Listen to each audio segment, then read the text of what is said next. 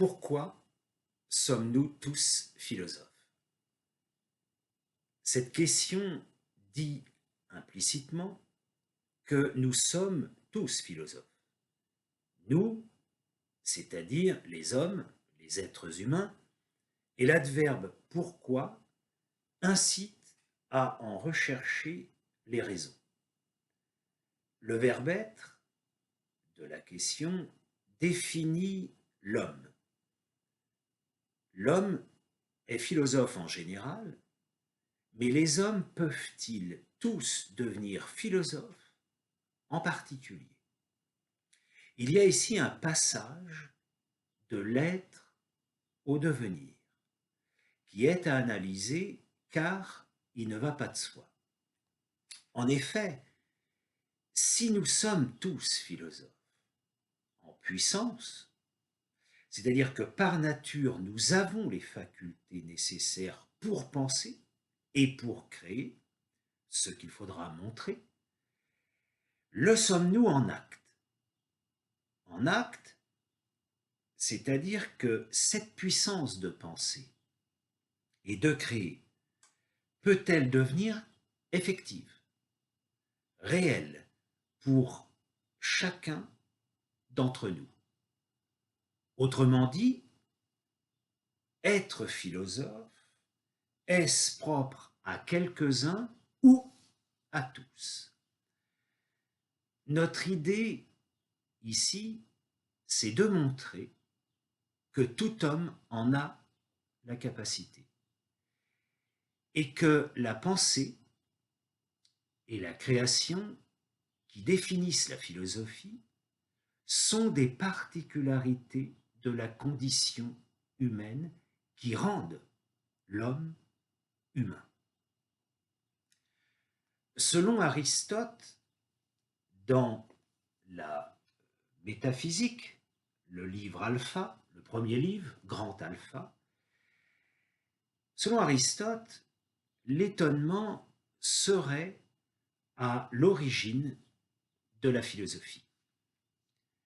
Cette idée est empruntée à Platon qui fait dire à Socrate dans le Théétète, un livre qui porte sur la science, en 155D, que l'étonnement est un sentiment propre à celui qui aime à savoir, c'est-à-dire le philosophe.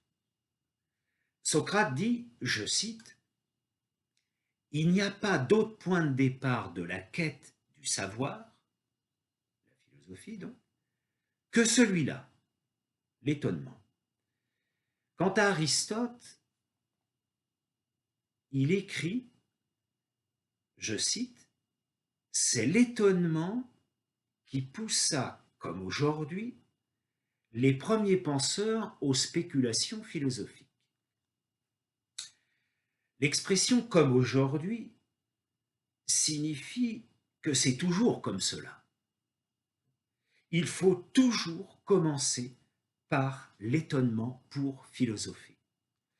Mais pour s'étonner, il faut être libre, c'est-à-dire débarrassé de l'opinion toute faite, du préjugé. C'est justement le cas de l'enfant qui s'étonne devant ce qu'il ne comprend pas et qui se tourne vers l'adulte pour obtenir des réponses à ses interrogations, nées de son propre étonnement. Il ne cherche pas à masquer son ignorance. Au contraire, son étonnement devant les choses le pousse à exprimer ses interrogations. C'est en ce sens que l'on peut dire que l'enfant est philosophe, ou que tout homme en général est philosophe. Ainsi, c'est l'ignorance, acceptée comme telle, qui permet l'étonnement. Car celui qui n'accepte pas sa propre ignorance va pencher plutôt vers le préjugé que vers le savoir. Celui-là se détourne de sa nature, entre guillemets, de sa nature philosophe. Il prend la posture du blasé, rien ne l'étonne, il refuse ainsi à son esprit la quête du savoir, de l'inconnu. Il refuse son devenir de philosophe. L'étonnement est donc la prédisposition à tendre vers le savoir, vers le questionnement, c'est-à-dire vers la philosophie. L'origine de la philosophie, c'est l'étonnement que les choses soient ce qu'elles sont, selon Aristote. Or, le corrélat de l'étonnement, le corrélat, c'est une relation nécessaire. Le corrélat de l'étonnement, c'est l'aporie. L'aporie, du grec poros, c'est-à-dire passage, et le a privatif signifiant sans passage, une impasse, être dans l'embarras. L'aporie, en philosophie, s'appelle le problème. Seul le problème contraint à la réflexion. L'aporie, c'est un état de choses tel qu'il comporte une contradiction au moins apparente. Aristote donne deux exemples dans la métaphysique, toujours dans le livre Alpha. Le premier exemple est celui, je le cite, des marionnettes qui se meuvent d'elles-mêmes au regard de ceux qui n'ont pas encore considéré la cause. Fin de citation. L'étonnement naît de la contradiction entre le caractère inanimé de la marionnette et la faculté qu'elle a de se mouvoir elle-même, faculté qui n'appartient qu'aux êtres vivants. On imagine facilement les enfants devant un tel spectacle. D'abord, l'étonnement, et ensuite, pour la plupart d'entre eux, cette envie de comprendre comment cela est possible, le savoir, en se précipitant à la fin du spectacle vers le castelet, là où se meuvent les marionnettes, pour dévoiler ce qu'il en est, c'est-à-dire la cause du mouvement d'objets inanimés, les marionnettes. L'autre exemple, donné par Aristote, est celui de l'incommensurabilité de la diagonale du carré, signifiant qu'il n'y a pas de commune mesure entre la diagonale et le côté du carré.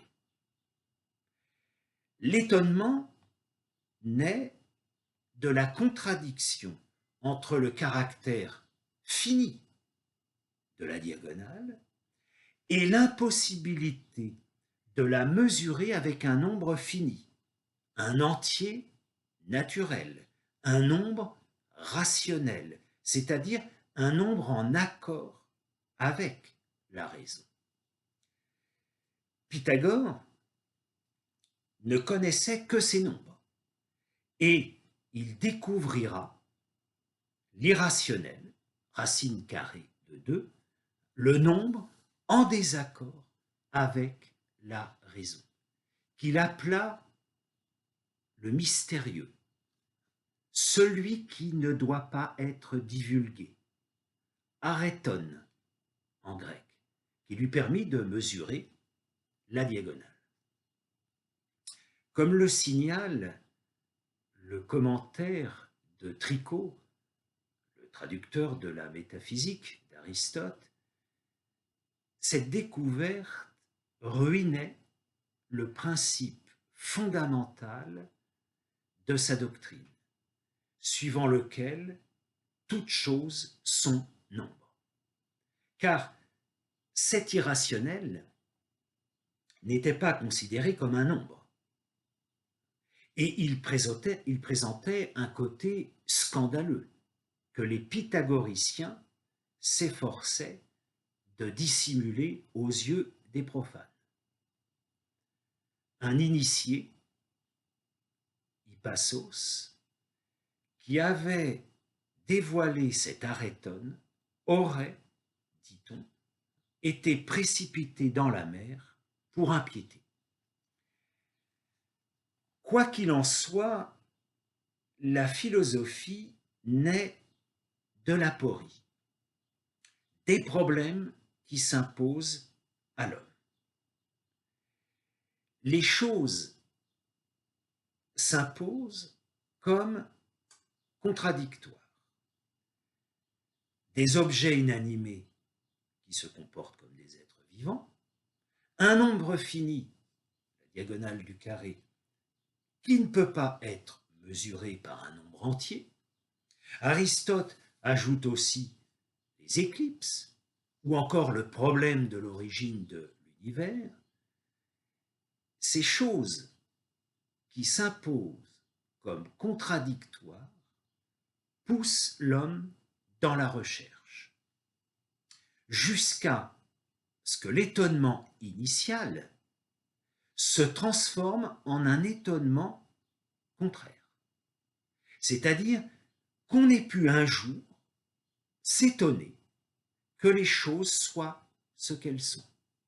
Ou comme l'écrit Aristote, je le cite, « Rien n'étonnerait autant un géomètre que si la diagonale devenait commensurable, que si la diagonale avait une commune mesure avec le côté du carré. » La philosophie donc commence par un étonnement originel pour ensuite s'étonner de ce premier étonnement, dès qu'on est instruit de la cause, écrit Aristote. Les choses qui s'imposent comme contradictoires, tant qu'on n'en connaît pas la cause, tirent l'homme de son ignorance pour en faire un philosophe, celui qui cherche à savoir, qui cherche la cause de ce qui est. Mais ensuite, les choses contraignent le philosophe à les reconnaître telles qu'elles sont, dès que la cause est connue. Aristote, en précisant que l'étonnement est une reconnaissance de sa propre ignorance, accorde une liberté à la pensée ou à l'esprit, qui ne sont pas asservis à l'opinion ou aux préjugés. Devant un problème, l'enfant ne se satisfait pas de la réponse toute faite. Il réitère sans cesse sa question jusqu'à ce que la réponse lui convienne. Reconnaître sa propre ignorance, c'est désirer le savoir, c'est laisser à la pensée, à l'esprit, la liberté de partir en quête du savoir. Cette recherche de la cause, de ce qui est, c'est ce qu'on appelle la métaphysique. La métaphysique. La nécessité de cette recherche provient du sens même de la notion de connaissance. En effet, la connaissance d'une chose est véritablement une connaissance quand nous connaissons sa cause. Sinon, nous n'avons qu'une opinion de cette chose, ou un préjugé. Par exemple, je sais que si je lâche un objet que j'ai dans les mains, il tombe. Si je ne sais pas pourquoi il tombe, bien que j'ai toujours vu les objets tomber dès que je les lâche, je n'ai qu'une opinion de la chute de ces corps. Mais si je connais la cause, autrement dit, la loi de la chute des corps, alors j'ai une connaissance. La philosophie, dont la métaphysique est une partie, celle qui s'occupe des premiers principes et des premières causes, a un rapport très important avec la question du fondement. Et l'enfance peut être considérée comme une des figures du fondement. Si j'essaie de me comprendre réellement, de saisir qui je suis, j'ai tendance à me tourner vers l'enfant que j'ai été. La psychanalyse, comme branche de la philosophie, voit l'enfance comme un véritable fondement, où tout se joue, et avec laquelle l'homme a à lutter toute sa vie. Cependant, l'enfance est aussi le lieu des opinions et des préjugés qui interfèrent avec le développement de la raison et du savoir. L'enfance est un fondement problématique pour l'homme, à tel point qu'il faudrait s'en débarrasser définitivement, ou bien n'avoir jamais été enfant pour être philosophe.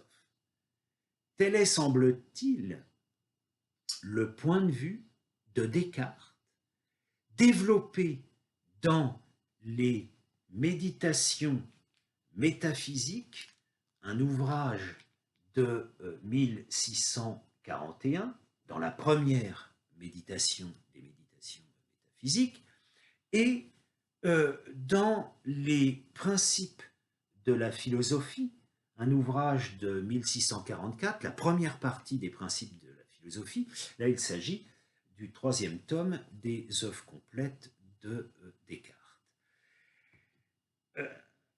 Selon Descartes, dans ces ouvrages-là, selon Descartes, l'enfance est une période où la raison n'est pas présente. L'enfance dépend des précepteurs, des éducateurs et des sens. Ce que l'enfant perçoit du monde est pris comme tel, sans recul, ce qui entraîne des opinions qu'il faudra analyser plus tard. Les jugements, dit Descartes, sont précipités, puisque l'enfant n'a pas encore l'usage entier de sa raison. La précipitation est le fait de porter un jugement avant d'être parvenu à l'idée claire, et tous ces jugements irréfléchis que nous avons portés sur les choses au cours de notre enfance continuent à s'imposer à l'homme devenu adulte, comme s'il les avait démontrés. Ces jugements qui perdurent sont des préjugés. Les préjugés sont la principale cause des erreurs que nous faisons plus tard. dans notre enfance, nous avons tendance à attribuer aux choses ce que l'on ressent, entraînant par là une confusion sur l'origine des impressions. Par exemple, nos sens nous inclinent à croire que le soleil nous tourne autour et que la Terre est plate.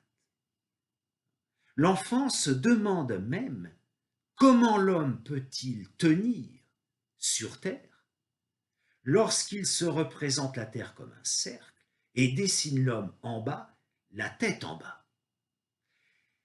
Si ce jugement provenant des sens perdure, si nous continuons d'y croire, au lieu de penser qu'il a été fait dans l'enfance, quand nous n'étions pas capables de bien juger, ce jugement, qui est plutôt faux que vrai, si on n'en doute pas, il demeure en nous comme s'il avait été démontré par la raison.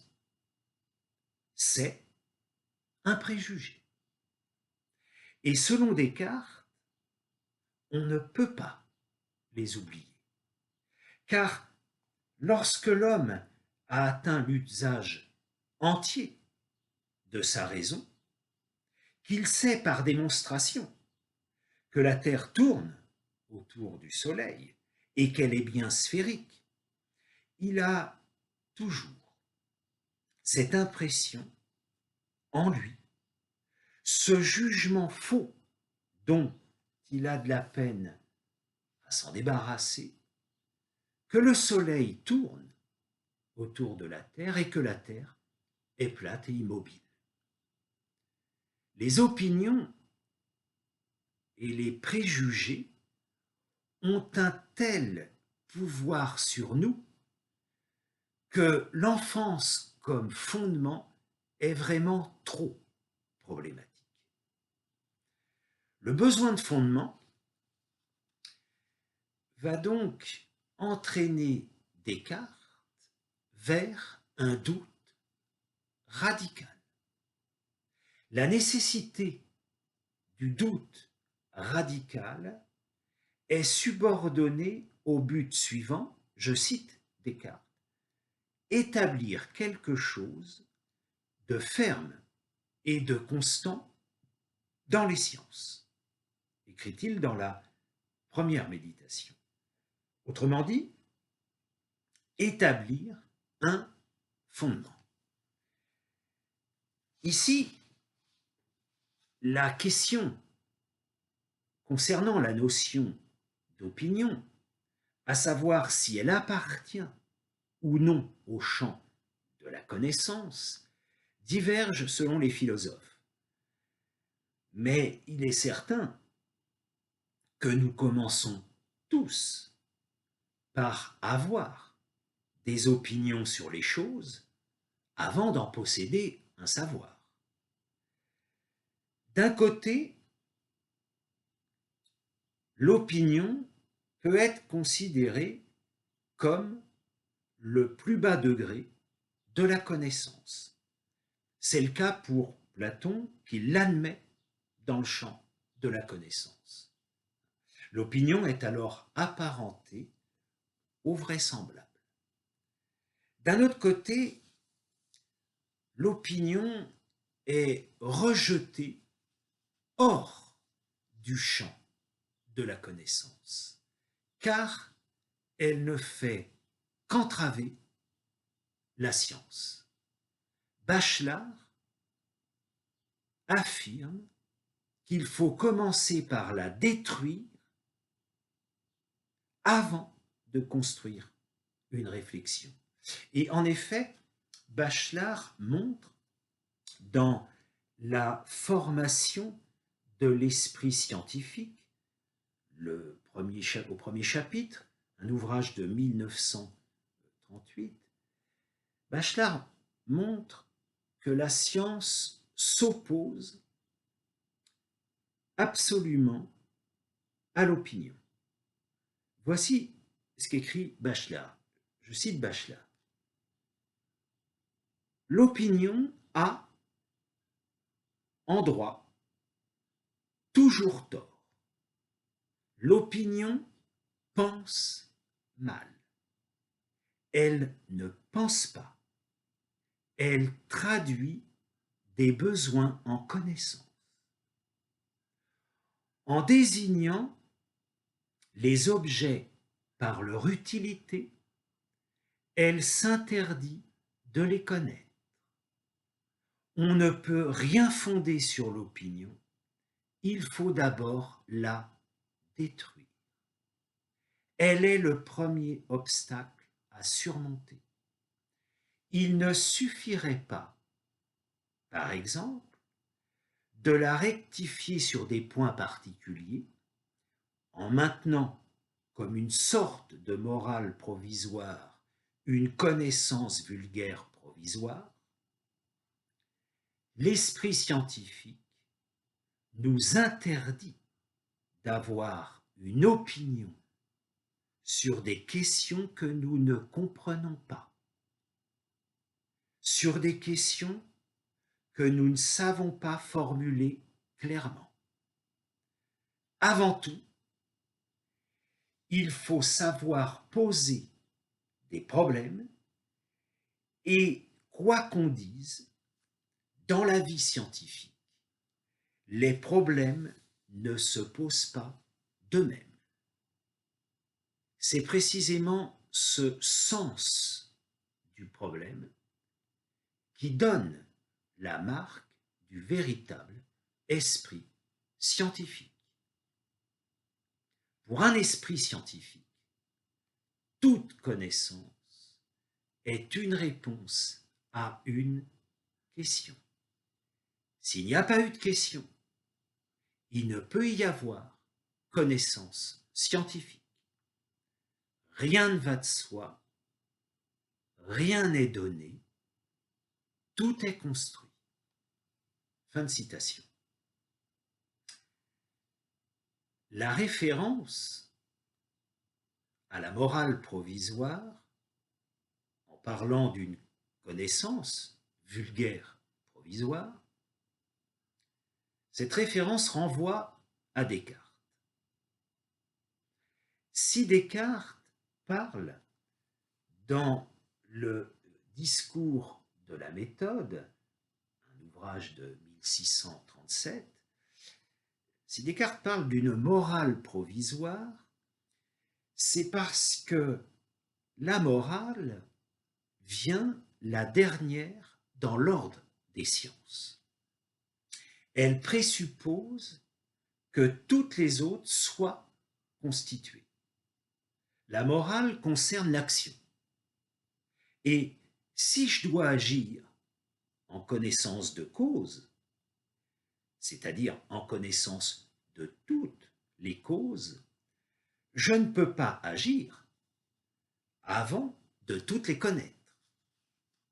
Or, la vie nous pousse à agir.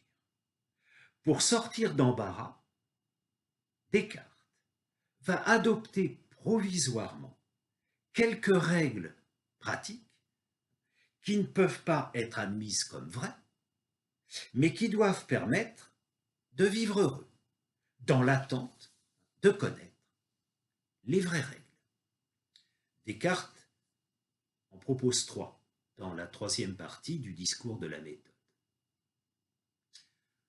On comprend que la morale vient la dernière dans l'ordre des sciences.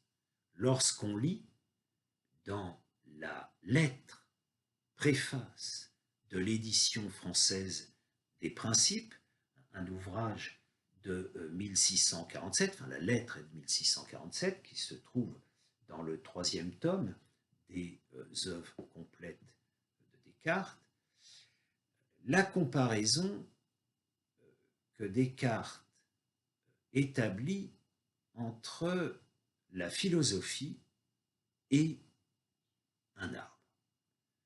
Alors voici ce qu'il écrit dans cette lettre préface de l'édition française des Principes, c'est-à-dire les principes de la philosophie. Il écrit ceci, je le cite. La philosophie est comme un arbre, dont les racines sont la métaphysique, le tronc est la physique, et les branches qui sortent de ce tronc sont toutes les autres sciences, qui se réduisent à trois principales, à savoir la médecine, la mécanique et la morale. J'entends la plus haute et la plus parfaite morale qui, présupposant une entière connaissance des autres sciences, est le dernier degré de la sagesse. Fin de citation. Pour devenir philosophe, ce n'est pas cet ordre du système qui va de la métaphysique, qui s'occupe du fondement et fonde tout le reste, à la morale, dont l'objet est la sagesse, qui suppose la connaissance de tout le reste. Ce n'est pas cet ordre qu'il faut suivre. L'ordre à suivre est chronologique, c'est-à-dire en rapport avec le temps de l'éducation.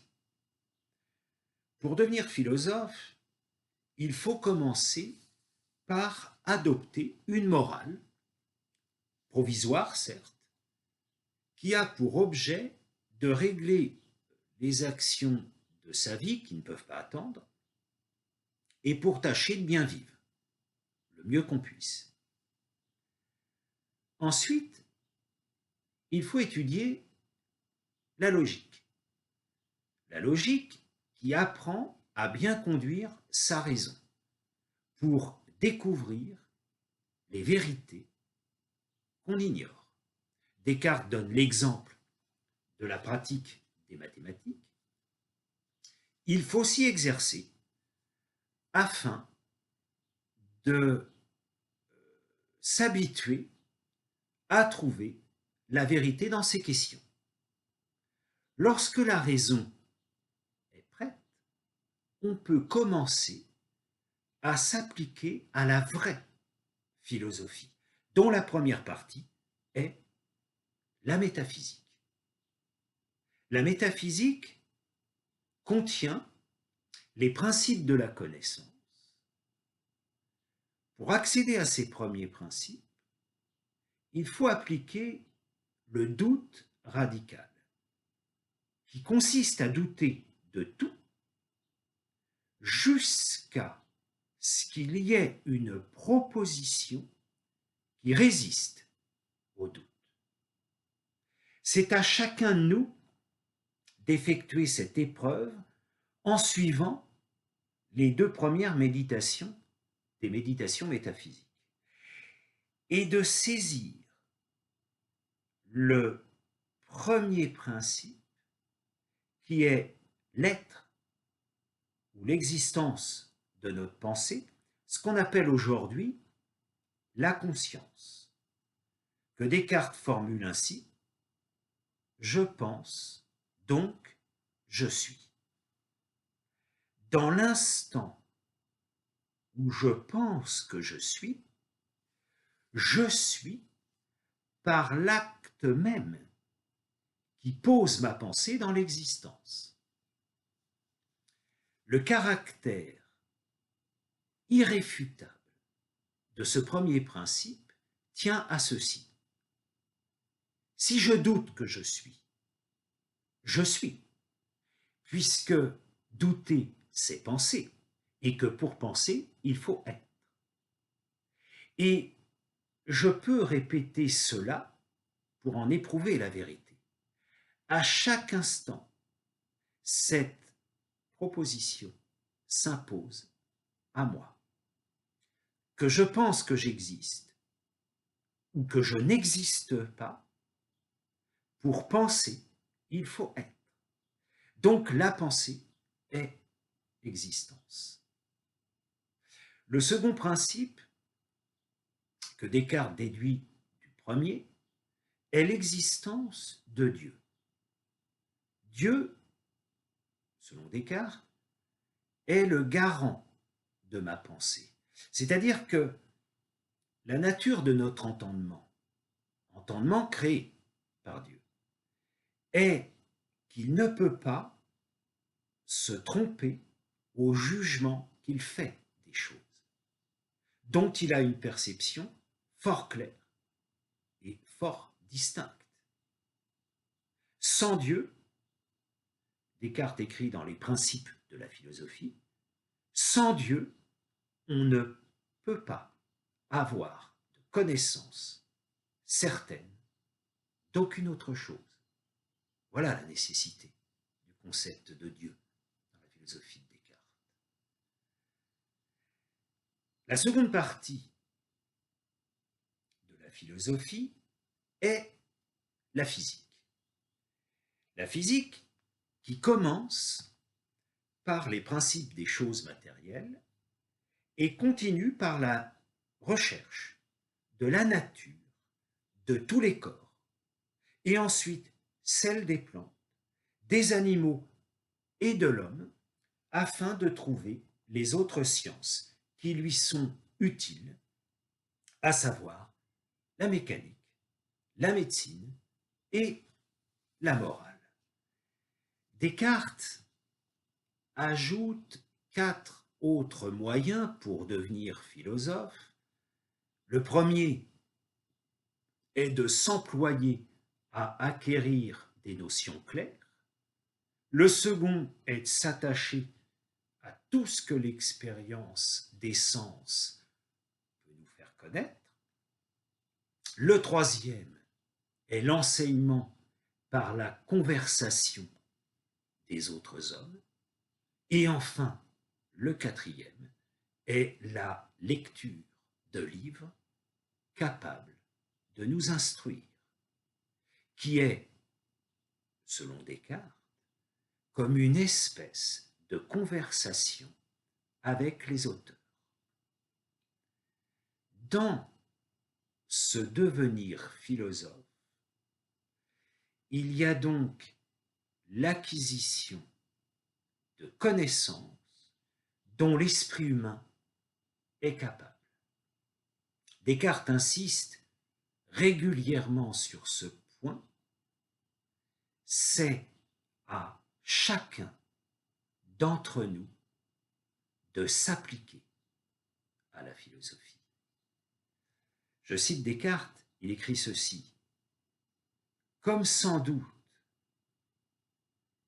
il vaut beaucoup mieux se servir de ses propres yeux pour se conduire et jouir par même moyen de la beauté des couleurs et de la lumière, que non pas de les avoir fermés et suivre la conduite d'un autre. » Et Descartes ajoute que c'est proprement avoir les yeux fermés, sans tâcher jamais de les ouvrir, que vivre sans philosopher. Citation qui se trouve dans la lettre préface de l'édition française des Principes. Ainsi, pour Descartes, se débarrasser en quelque sorte de l'enfance implique que l'on ne doit compter que sur soi-même pour devenir philosophe. En effet, Descartes découvre que l'homme est seul avec sa conscience et qu'il est séparé des autres et du monde, dont il n'a qu'une représentation. Il est certes absolument libre de ses actes et totalement responsable de ce qu'il pense, mais il reste extérieur au monde et aux autres qu'il tente de connaître. Cependant,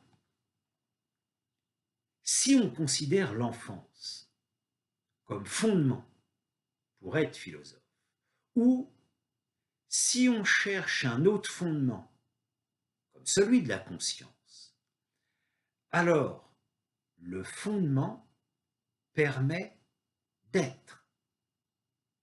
Mais n'est-il pas une entrave au devenir?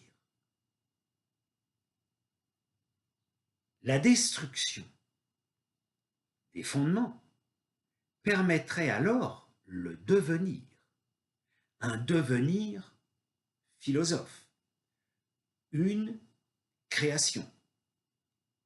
Se créer une philosophie entraîne une destruction de ce qui est posé, ou tout du moins une remise en question. Pour devenir, il faut détruire non seulement son enfance, mais chaque pas qui me permet d'avancer est effacé dans l'acte même de création. Lorsque Nietzsche écrit dans Par-delà le bien et le mal, à l'aphorisme 17, Nietzsche écrit ceci: qu'une pensée ne vient que quand elle veut et non pas lorsque c'est moi qui veux. Il indique ici que la pensée n'est pas déterminée par un fondement, par le sujet je pense. Le cogito, qui signifie je pense, ou encore la conscience, n'est pas une substance, n'est pas un fondement, comme condition de tout savoir. La conscience est un passage qui m'indique que quelque chose s'exprime en moi. Une idée m'a traversé l'esprit. On comprend alors pourquoi Nietzsche écrit dans le prologue de Ainsi parlait Zarathustra. Nietzsche écrit: l'homme est quelque chose qui doit être surmonté, que l'homme est une corde tendue entre la bête et le surhumain, une corde sur l'abîme. Et il écrit: ce qu'il y a de grand dans l'homme, c'est qu'il est un pont et non un but. Ce que l'on peut aimer en l'homme, c'est qu'il est un passage et un déclin. Fin de citation. Ce qui signifie que l'homme est philosophe, est un devenir, un passage vers le surhomme. Il est tout entier tendu vers la création et l'amour de la vie. Alors, concernant d'abord l'amour de la vie, le concept de l'éternel retour, concept analysé entre autres dans le Gai Savoir, l'aphorisme 341, permet de faire comprendre un tel amour. L'éternel retour signifie d'être capable de supporter l'idée que tout ce qui est vécu reviendra exactement pareil. C'est le signe même que la vie est vraiment aimée. Si je décide d'agir, de m'engager, de défendre telle idée, de penser telle chose, avant de passer à l'acte, je me demande si vraiment je veux cela, si je le veux toujours, à l'infini.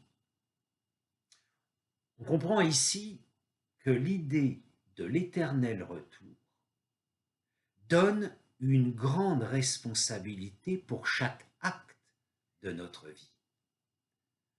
Contre l'éphémère, contre l'insoutenable légèreté de l'être, titre de l'ouvrage de Kundera, dont le début du roman est une analyse de l'éternel retour, contre ce qui ne fait que de passer, ce qui ne dure pas, une joie ou un crime, là où tout est pardonné, le poids le plus lourd, titre de l'aphorisme 341 du Gai Savoir, celui, le poids le plus lourd, celui de mon engagement, de mon désir, qui reviendrait infiniment, est l'amour de la vie dont le surhomme est capable.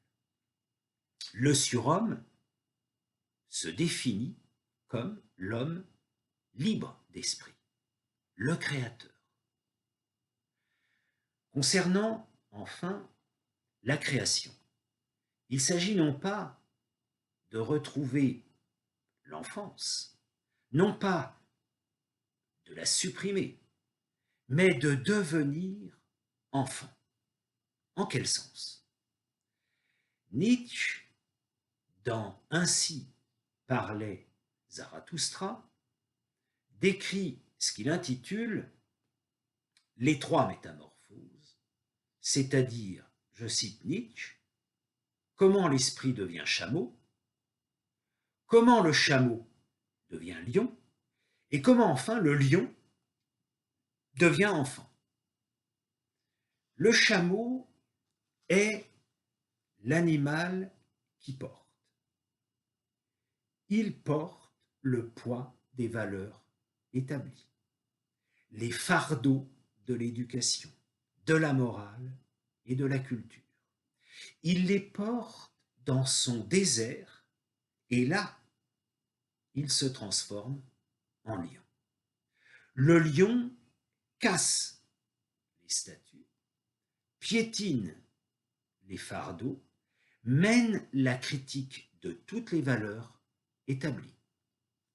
Enfin, le lion devient enfant, c'est-à-dire jeu et nouveau commencement, créateur de nouvelles valeurs et de nouveaux principes d'évaluation. Il y a ici un passage du devoir, il faut apprendre, à la volonté, se libérer de ce que j'ai appris, le digérer, et un autre passage de la volonté à la création, être libre. L'homme, étant philosophe, c'est-à-dire en devenir, a à se créer soi-même. Certes, il peut devenir un modèle pour les hommes, mais il sera lui aussi à détruire, à dépasser pour la création d'un autre. Nous avons chacun le choix d'élire un modèle indépassable, entre guillemets indépassable, qui nous éduque. Il y a ensuite la difficile volonté de s'en libérer. Et enfin, la grande difficulté qui est de devenir soi-même philosophe, c'est-à-dire créateur. Voilà les raisons pour lesquelles nous sommes tous philosophes, car nous sommes en devenir de création avant de l'être. Absolument.